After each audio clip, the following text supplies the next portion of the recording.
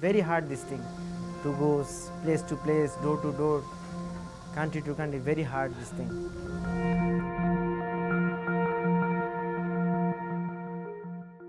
Hundreds of thousands of migrants have tried to do it, crossing the Darien Gap, the 575,000 hectares of jungle that separate Colombia from Panama.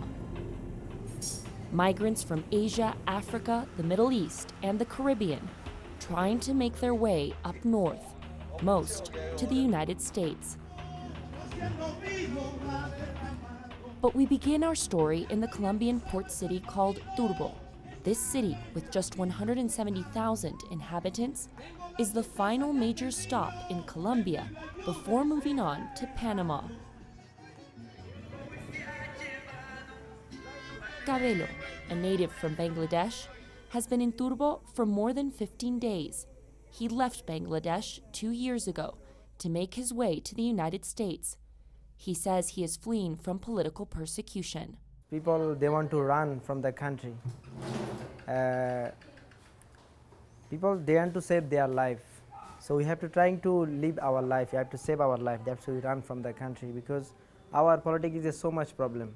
While he agreed to show his face on camera, we changed his real name for security reasons.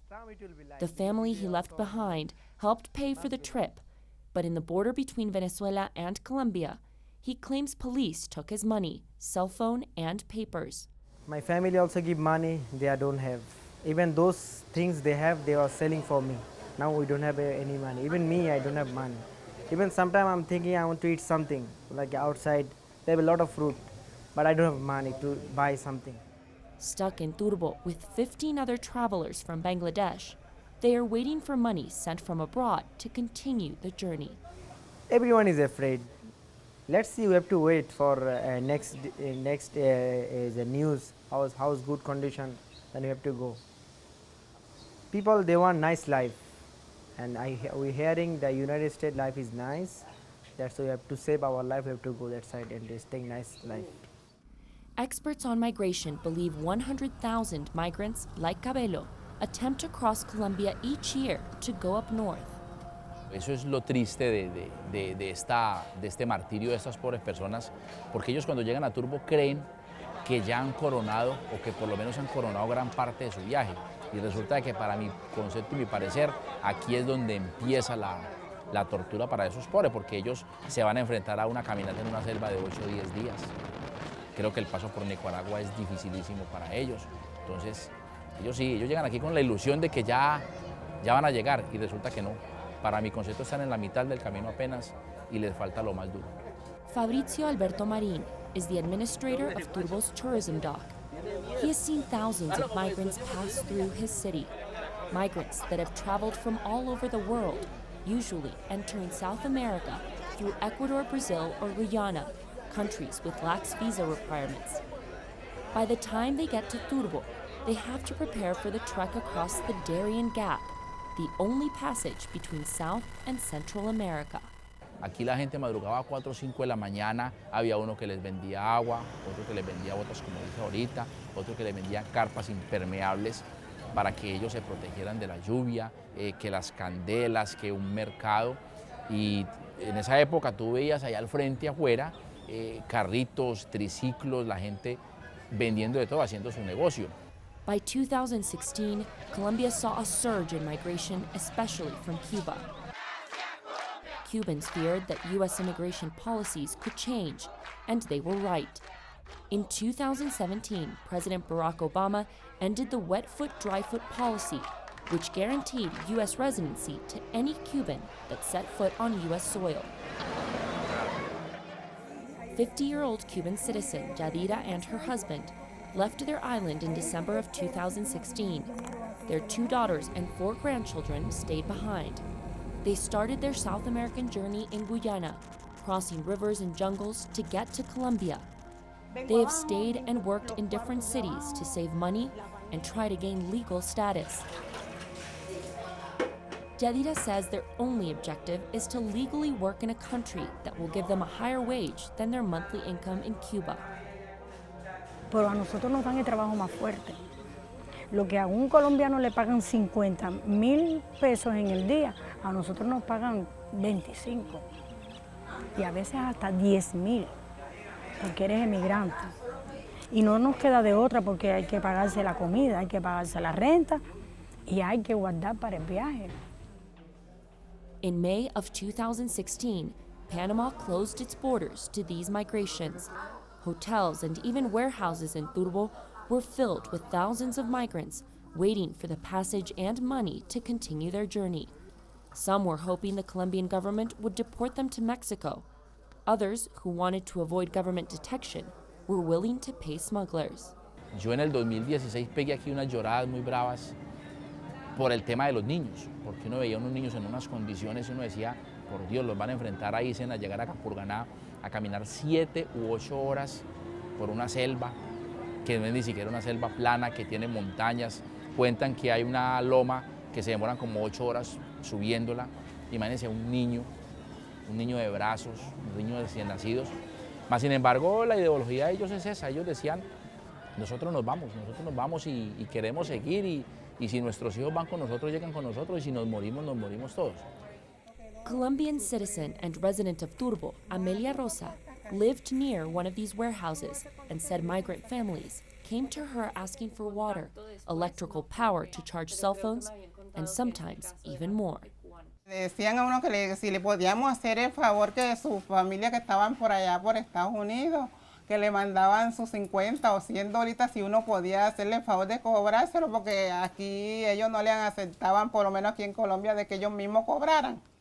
Once migrants have received enough money for the rest of the journey, most take a boat 3 hours north to Capurgana, the tiny tourism town where they begin the 8 to 10-day hike. So I just had to travel with something, because now I cannot ask for somebody back at home to send me money. So at least I have something that I'm trying to use, I'm managing with, that will hope by the grace of God it will take me to my destination. And along the way, I know we can also meet good Samaritans who can pity our conditions and stretch a hand of fellowship to us. That will also lead us, will help us to get to where we are going to. 36-year-old James asked that his identity not be revealed. His native Cameroon has been gripped by deadly violence. An internal conflict has left 160,000 internally displaced people, and more than 21,000 have reportedly left to neighboring Nigeria to escape what some describe as inhumane, monstrous violence. They felt bad, but I had no other option other than to leave. Because I'm struggling to see that we prepare a better tomorrow for ourselves. Because staying back in the country, we don't know what could have happened. Because at any moment you can lose your life. So it's better you move away, you sacrifice, because what I'm doing is a lot of sacrifices. James studied to be a livestock technician. He is traveling alone. No, when I get to my final destination, I just want to be happy. I just want to be happy. I just want to be in a place where I'll live peacefully. I will not live with any iota of fear in me. But some could say the journey that lies ahead will only fill them with more fears. Not just a hostile environment through treacherous jungles. Migrant smugglers are known to take advantage of immigrants. Hemos rescatado personas que han naufragado en lanchas que no cumplen ningún protocolo de seguridad. Hemos rescatado personas que nos han dejado inclusive en playas aquí cerca a Turbo, donde estos coyotes malintencionadamente les dicen a estas personas que ya se encuentran en Panamá, cuando es totalmente falso. Se encuentran todavía en Colombia y para llegar a la frontera con Panamá les faltan todavía muchos kilómetros para llegar. Captain Diego Alejandro Gil Barón, commander of the Coast Guards in the Urabá region, says from January to July of 2018, 440 migrants have been rescued. Smugglers are taken to authorities. The migrants are seen by doctors and then given to Colombia's migration officials. Others are not so lucky to be found alive. Along the coast, the captain says it is common to find the bodies of drowned migrants. que hemos evidenciado es que ni siquiera las arriman a la playa, sino las tiran físicamente, las tiran al agua, faltándole unos 100, 150 metros para que esas personas lleguen nadando a la playa para que posteriormente continúen con su camino. It is hard to know how many migrants have died along their journey. Officials say bodies that are found can't be traced back to family members. The only way to know a loved one survived is when they reach out on the other side. Yadira is waiting for word from her husband. He left Capurgana 8 days ago to cross Panama. They only had enough to pay his way. The smuggler charges $800 to take each of them across the Darien. Porque si uno se informa bien, o sea, lo piensa más para pasar por esta travesía. Después en la travesía te encuentras que las personas te estafan, te dicen mentiras por esa misma desinformación. Lo que te puede costar un precio de $20, ellos te pueden cobrar hasta $800. Desperation leads many migrants to make choices they would never have dreamed of. Estos coyotes, estas personas, delincuentes ellos, se aprovechan de esta situación para tratar a estas personas de diferentes formas, sexualmente, explotación laboral, y hemos encontrado algunos casos aislados, pero ya los estamos viendo de microtráfico, es decir, les dicen, usted lleve esto a su país de destino donde va a llegar y yo le pago todo su recorrido. Colombian Director of Migration, Christian Kruger, says migration from the Caribbean has dropped drastically since its peak in 2016. Tougher migration policies in the United States could be the reason. But trafficking of migrants continues to be the third largest illegal business in the world after drug and arms trafficking. Conjunta a todos los países. Eso no es que Colombia implemente unas políticas, Estados Unidos otras políticas, Centroamérica otras. Aquí todos tenemos que fijarnos unos principios básicos para poder atender este fenómeno. En la medida en que exista desigualdad en los países, lo vemos en el caso de Venezuela, se va a seguir presentando esa situación de migraciones. Hoy en día es Venezuela, después puede ser Bolivia, después puede ser Colombia, después puede ser Panamá, es decir, México, etcétera. Entonces, en la medida en que eso se siga presentando, esas desigualdades en el mundo, va a existir el fenómeno migratorio. In Turbo and Capurgana, hundreds of migrants we spoke to were too fearful to show their faces and tell their stories on camera.